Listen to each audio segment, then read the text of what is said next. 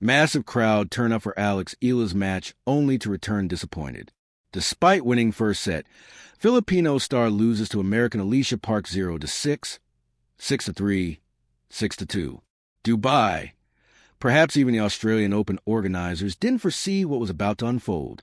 When Filipino star Alexandra Eala was scheduled to play on Court 6, hundreds of fans poured into Melbourne Park, with queues stretching back toward Rod Laver Arena.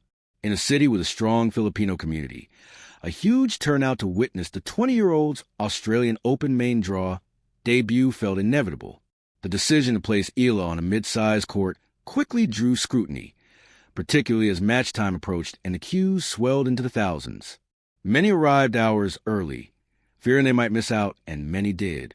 Unable to gain entry, they settled for packed outdoor viewing areas, watching on big screens. Frustration soon followed. Many believed the chaos could have been avoided by scheduling the match on a larger show court.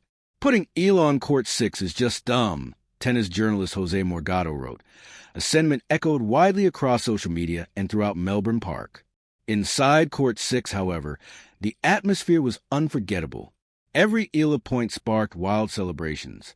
Philippine flags filled the stands. Chants of "Let's go, Alex" rang out, and even routine exchanges were met with deafening roars that rippled across the grounds.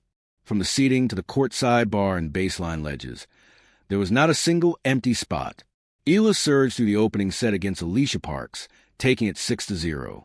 But the lower-ranked Americans steadied and mounted a comeback, eventually claiming a 0-6, 6-3, 6-2 victory despite the overwhelmingly pro-Eala crowd. The umpire repeatedly appealed for quiet as fans attempted, unsuccessfully, to will Eala to victory. Eala was swiftly escorted from the court by heavy security, surrounded by as many as a dozen guards. "It was so heartwarming," she said of the hero's welcome she received throughout the week.